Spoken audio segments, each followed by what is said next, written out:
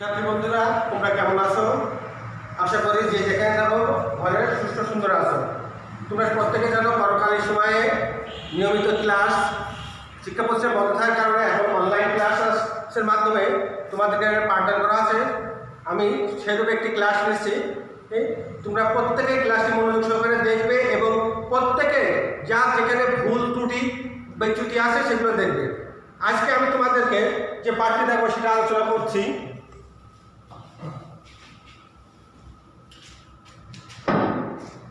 প্রত্যেকে আমার পাঠে তোমাদের স্বাগতম জানাচ্ছি। তোমরা দেখতে পাচ্ছ যে আমাদের এই পাঠের সাথে টাকা দেখা যাচ্ছে, শুধু আমরা দেখতে পাচ্ছি টাকা। এই টাকা যখন দেখতে পাচ্ছ তখন তোমরা নিশ্চয়ই বুঝতে পারছো যে আমরা কোন জিনিসটা আলোচনা করবো। হ্যাঁ, আজকে আমরা আলোচনা করবো টাকার সংক্রান্ত বিষয়, অর্থাৎ আর্থিক বিষয় নিয়ে।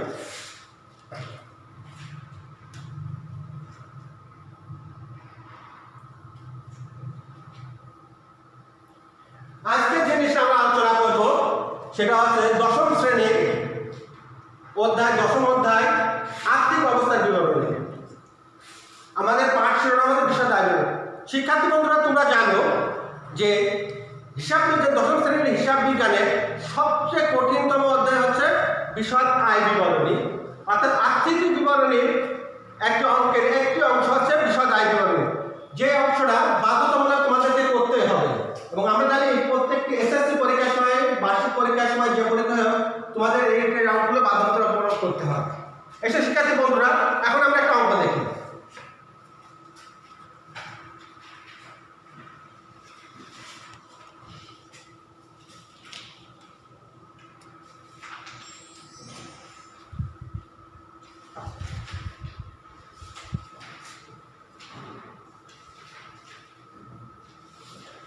এখানে আমরা একটা দেখতে পাচ্ছি কি, এটাকে বলা হয় রেওয়ামিল। তোমরা সবাই জানো যে খতিয়ানের উদ্বৃত্তগুলো নিয়ে তৈরি করা হয় রেওয়ামিল।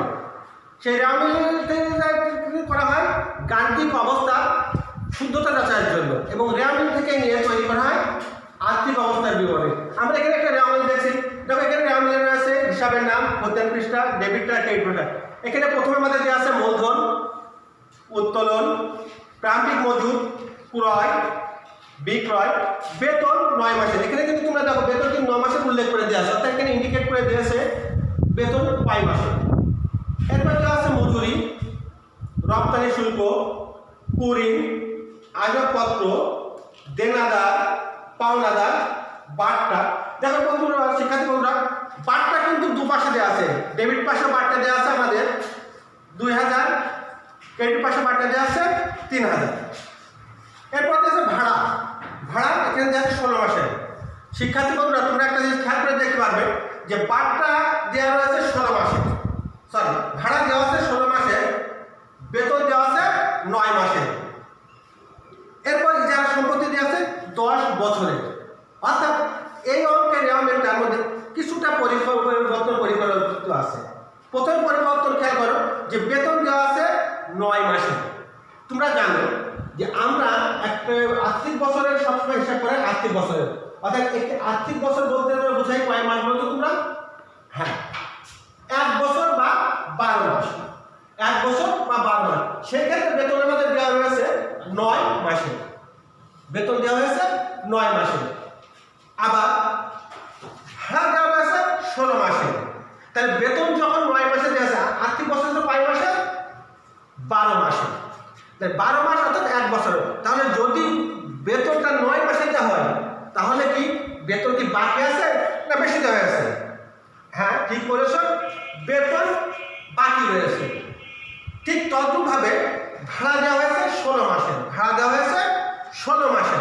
এই যে ভাড়া লিখা রয়েছে 16 মাসে, যেহেতু আমরা আর্থিক বছর হিসাব করি 12 মাসে, সেখানে ভাড়া দেওয়া হয়েছে 9 মাসে, 16 মাসে। তাহলে বেতন যদি 9 মাসে দেওয়া থেকে বকেয়া থাকে তাহলে ভাড়া 16 মাসে দিলে সেটা কি হবে?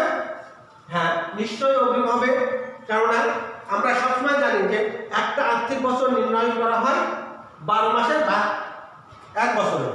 ঠিক তদ্রূপভাবে দেখো ইজারা সম্পত্তি একটা সম্পদ, সেটা দেওয়া হয়েছে 10 বছরের জন্য। আর্থিক বছর যদি 9 বছর 1 বছর ধরা হয় তাহলে যেখানে এখানে দেওয়া হয়েছে 10 বছর, তাহলে সেটা নিশ্চয়ই কি দেওয়া হবে তোমরা বুঝতে পেরেছো, যেহেতু আগে আমরা আলোচনা করেছি বেতন এবং ভাড়া থেকে। এখন আমরা দেখো এর নিচে কিছু অন্যান্য তথ্য দেওয়া আছে। সহকারী মজুর 12,000 টাকা মূল্যায়িত হয়েছে, কুড়ি 15,000 টাকা অবলম্বন করতে হবে, অবশিষ্ট দেনাদারের উপর 10% কুড়ি সঞ্চিত ধরতে হবে। অলিখিত ক্রয় 1,000 টাকা ও বিক্রয় 2,000 টাকা। তোমরা খেয়াল করে দেখবা শিক্ষার্থী বন্ধুরা, আমাদের ক্রয় কিন্তু আমাদের মধ্যে একটা ক্রয় দেওয়া আছে 35,000 টাকা, ঠিক তদ্রূপ ভাবে একটা বিক্রয় দেওয়া আছে। তার মধ্যে আমাদের অন্যান্য তথ্য বা সমন্বয়ে এটা আমাদের নিচে যে অংশ আছে সেখানে কিন্তু একটা জিনিস দেওয়া, সেটা হচ্ছে অলিখিত ক্রয়। অলিখিত ক্রয় 1,000 টাকা, আবার ঠিক ইন্ডিকেট করে দেওয়া আছে অলিখিত বিক্রয় 2,000 টাকা। অর্থাৎ আমরা আমেলের মধ্যে একটা টাকা দেখতে পাচ্ছি ক্রয়ের, নিচে দেখতে পাচ্ছি 1 টাকা ক্রয়ের, ঠিক তদ্ভাবে বিক্রয়ের 1 টাকা দেওয়া আছে। আর একটা জিনিস দেওয়া আছে ডবল, সেটা হচ্ছে প্রাথমিক মজুর পণ্য 70,000 টাকা, যেটা আমেলের মধ্যে দেওয়া আছে, আর সহকারী মজুর পণ্য দেওয়া আছে 12,000 টাকা। এখন আমরা যেটা করতে হবে, তোমরা খেয়াল করে এই যে রামেলটা, এটা ঠিক এমন একটা রামেল দেওয়া থাকবে তোমাদের খাতায় বইতে পরীক্ষার কাছে, যেখানে এই রামেল দেখে তোমাদের যেটা করতে হবে সেটা এখন আমি তোমাদের দেখাচ্ছি, খেয়াল করো সবাই।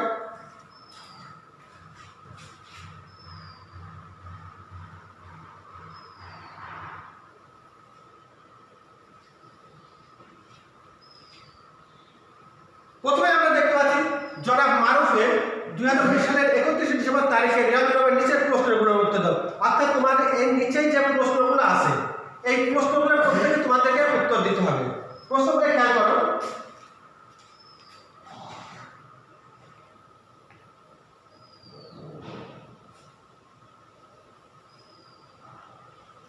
প্রথমে আছে জনাব মারুফের নিট দেনাদারের পরিমাণ নির্ণয় করো। অর্থাৎ মারুফের নিট দেনাদারের পরিমাণ কত। দ্বিতীয় প্রশ্ন আছে মোট লাভ 22,500 টাকা ধরে জনাব মারুফের বিশদ আয় বিবরণী প্রস্তুত করো। বিশদ আয় বিবরণী প্রস্তুত করো। তাহলে প্রথমে আছে আমাদের যে জনাব মারুফের নিট দেনাদারের পরিমাণ কত। আমরা দেনাদার পরিমাণ নির্ণয় নিয়মটা দেখি।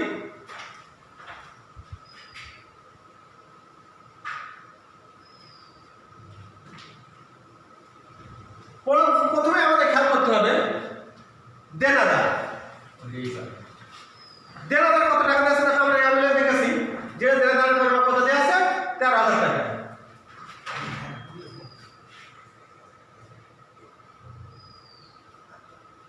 এরপরে দেখো আছে অলিখিত বিক্রয়। অলিখিত বিক্রয় কত টাকা দেওয়া আছে দেখো, প্রথমে আছে দেনাদার, তারপর আছে অলিখিত বিক্রয়। অলিখিত বিক্রয় আছে 2,000 টাকা। শিক্ষার্থী বন্ধুরা সবসময় খেয়াল রাখবা যে দেনাদারের যে টাকা থাকে এর সাথে অলিখিত টাকাটা আমাদের কি করতে হয়, কেউ বলতে পারবা? আচ্ছা আমরা দেখি কি করতে হয়। অলিখিত বিক্রয় দেখো এখানে দেনাদারের পরিমাণ রয়েছে 4,000 টাকা।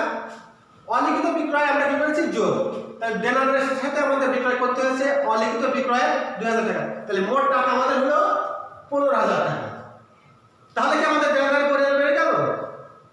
না, এর থেকে আমাদের কিছু কিছু জিনিস বাদ দিতে হবে। তোমরা সমন্বয় তোমরা রামেলটা দেখার সময় দেখাচ্ছি যে আমাদের নিচে কিছু তথ্য দেওয়া ছিল। অর্থাৎ রামেলের নিচে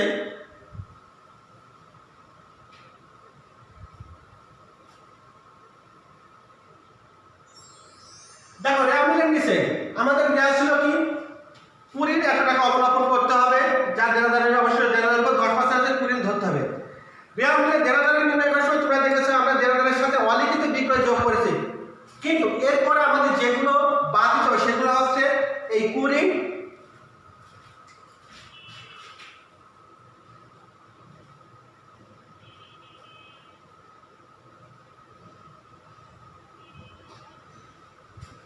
দেখো এখানে আমরা বাদ দিচ্ছি নতুন কুড়ি। ওই আমরা সমন্বয়টা যেটা দেখেছি যে দেনাদারের উপর থেকে 1500 টাকা দেনাদার থেকে বাদ দিতে হবে, অর্থাৎ কুড়ি বা নতুন কুড়ি যেটা দেনাদার থেকে বাদ দিতে হবে। এরপরে আসছে এই দেনাদার থেকে আমরা অলিখিত বিক্রয় যোগ করার পর আমাদের মোট টাকা হয়েছে 15,000। এর থেকে আমরা বাদ দিচ্ছি যেটা আমাদের জেনারেল উপর থেকে অবলম্বন করতে বলা হয়েছে। অবলম্বন করতে কত বলা হয়েছিল? হ্যাঁ, 15,000। সে 1500 টাকা বাদ দেওয়ার পরে আমাদের আসবে কত? 13,500 টাকা। এরপর দেখো আবার আমাদের জেনারেল পরে পার্সেন্টেজ আকারে আমাদের নতুন কুড়ির সঞ্চিতি ধরা বলতে বলা হয়েছে। সেটা কত? সেটা ছিল 10% আগে। অর্থাৎ এই যে দেনাদারের টাকার সাথে বিক্রয় যোগ করার পরে আমাদের মোট দেনাদারের টাকার পরিমাণ হয়েছে 15,000 টাকা।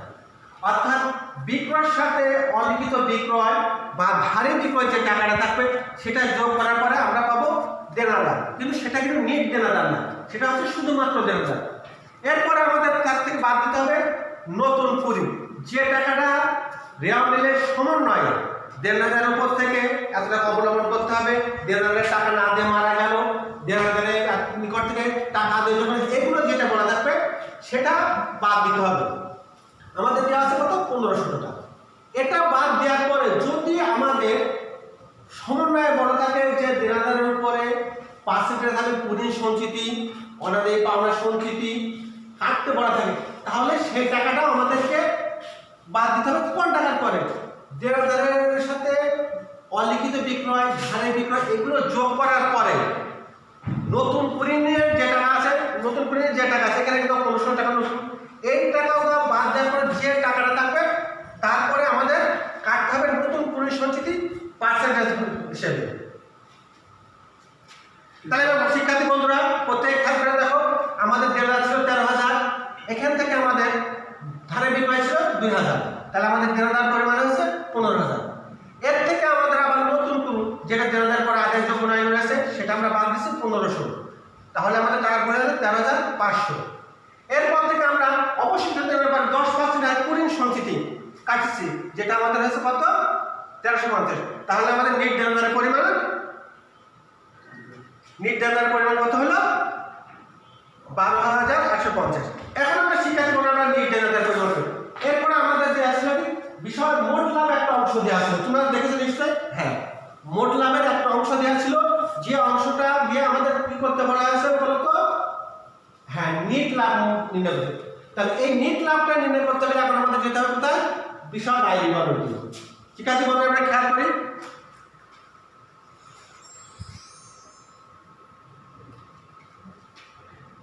দেখো এবার আমাদের জনাব মারুফের বিশদ আয় বিবরণ 2019 সালের 31শে ডিসেম্বর তারিখে সমাপ্ত বছর। তুমি একটু খেয়াল রাখবে যে আমাদের রেওয়া মিলের পরে যে তারিখটা দেওয়া থাকবে, রেওয়া মিলের উপরে যে তারিখটা দেওয়া থাকবে, যে সালটা দেওয়া থাকবে আমাদের কিন্তু সেটা উল্লেখ করতে হবে। অর্থাৎ রেওয়া মিলের পরে যে শুধু ডিসেম্বর মাস থাকবে তা না, জুন মাসে থাকতে পারে, যেহেতু আমরা আর্থিক বছর সাধারণত ধরাই জুন এবং ডিসেম্বর। এরপর দেখো আমাদের একটা ঘর কাটতে হবে, ঘরে কাটতে হবে, ঘরে বিবরণ টাকা টাকা টাকা। দেখো এখানে টাকার ঘর 3টে। তোমরা বলতে পারো, তোমরা ভাবতে পারো যে শিক্ষার্থী বলতে 3টে ঘর কেন? এখানে টাকার ঘরে একটা হচ্ছে যেখানে যোগ বিয়োগ করতে হয়। এই পাশে যে টাকার ঘরটা রয়েছে এটা হচ্ছে মূল ঘর, অর্থাৎ আমাদের সমস্ত কিছু যোগ বিয়োগের পরে এখানে বসাতে হবে। তাহলে প্রথমে আমরা পেয়েছি তুমি মোট লাভ, আমাদের দেওয়া আছে মোট লাভ। দেখো আমাদের বইতে আমাদের দেওয়া আছে মোট লাভ 22,000 টাকা, মোট লাভ 22,000 টাকা। বিশদ আয় বিবরণী আমাদের মোট লাভ নির্ণয় করার পরে, মোট লাভ নির্ণয় করার পরে আমাদের সেটা চলে যাবে নিচের দিকে। এবার মোট লাভের সাথে আমাদের বিশদ আয় বিবরণী দুটো অংশ আছে, একটা হচ্ছে মোট লাভ আর একটা হচ্ছে নিট লাভ। একটা হচ্ছে প্রত্যক্ষ ব্যয়, একটা হচ্ছে পরোক্ষ ব্যয়। মোট লাভের পরে আমাদের আছে দেখো যোগ পরোক্ষ পরিচালনায়, অর্থাৎ যেটা আয় হবে। এই আয়ের মধ্যে কি কোনগুলো আছে? বার্তা প্রাপ্তি, কমিশন প্রাপ্তি, যেগুলো পরিচালন ব্যয়। এরপর আমাদের থেকে বাদ দিতে হবে কি? পরিচালন ব্যয়। দেখো তাহলে আমাদের কি হলো? প্রথমে মোট লাভ আসলো শিক্ষার্থী বন্ধুরা, এরপর আসছে কি? পরিচালনা। সেটা কি করা হয়েছে? যোগ করা হয়েছে। যোগ করে করতে আমাদের মোট লাভ ছিল 22,500, বার্তা প্রাপ্তি 3,000। তাহলে মোট পরিচালন ব্যয় যোগ করার পর পরোক্ষ পরিচালন আয় যোগ করার পর আমাদের মোট হলো প্রাপ্তি, মোট প্রাপ্তি হচ্ছে 25,500। এরপরে বাদ যাবে পরিচালন ব্যয়, পরিচালন ব্যয় পরিচালন ব্যয় বেতন 9,000। দেখো যোগ বকেয়া 3,000। তোমাদের কি মনে আছে আমাদের বেতন দেওয়া ছিল 9 মাসে? হ্যাঁ, আমরা জানি যে 1 বছরের জন্য একটা হিসাব করা হয়। 1 বছর মানে 12 মাস। যদি 9 মাসে 9,000 টাকা দেওয়া হয় তাহলে তোমরা 3/9 অর্থাৎ 3 মাসের বাকি আছে, তাহলে 3,000 যোগ বকেয়া 3,000, তাহলে আমাদের মোট হলো 12,000। এরপরে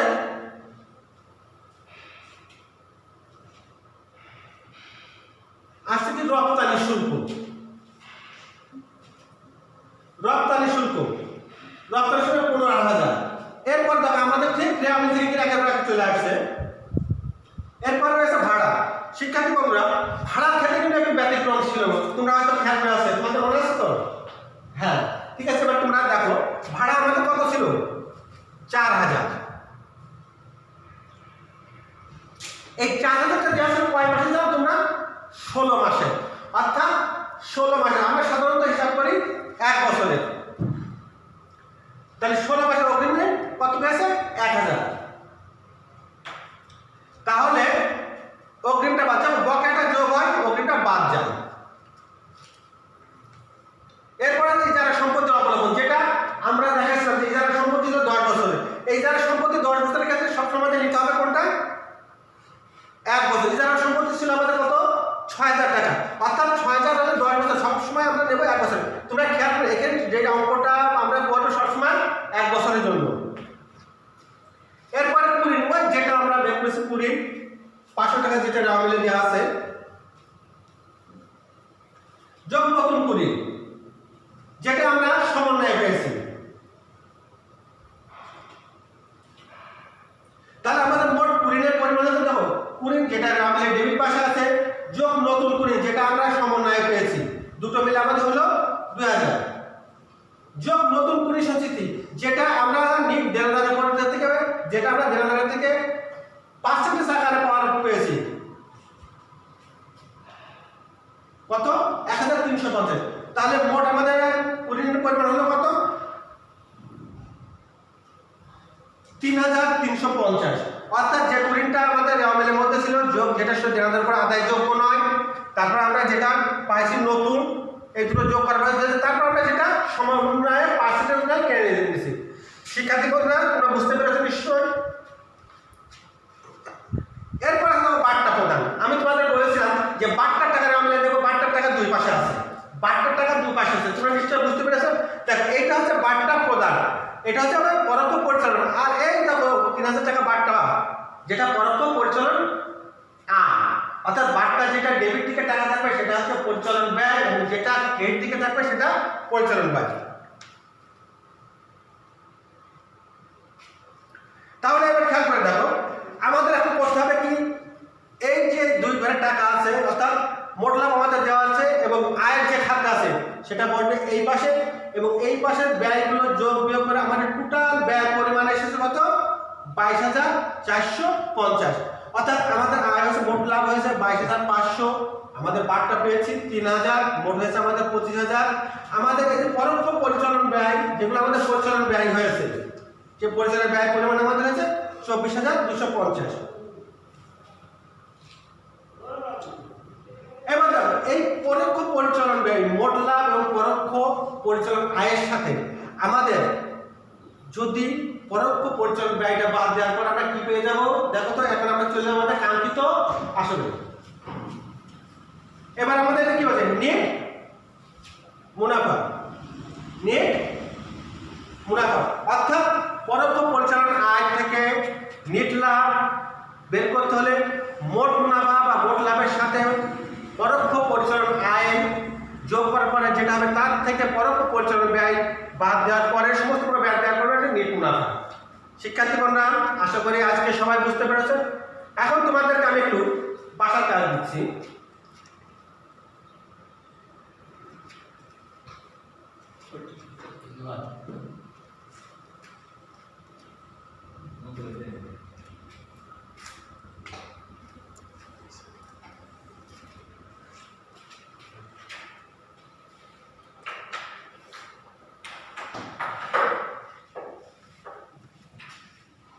প্রত্যেকে খাতা কলম লিখে নাও। ক্রয় 10,000, ধারে ক্রয়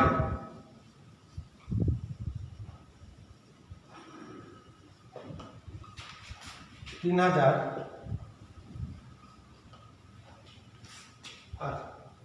ক্রয় 3,000, ধারে ক্রয় 3,000,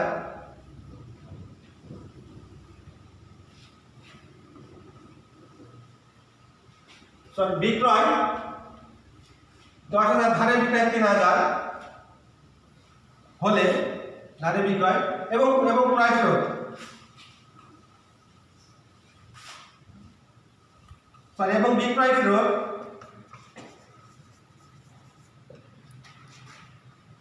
1,000 টাকা হলে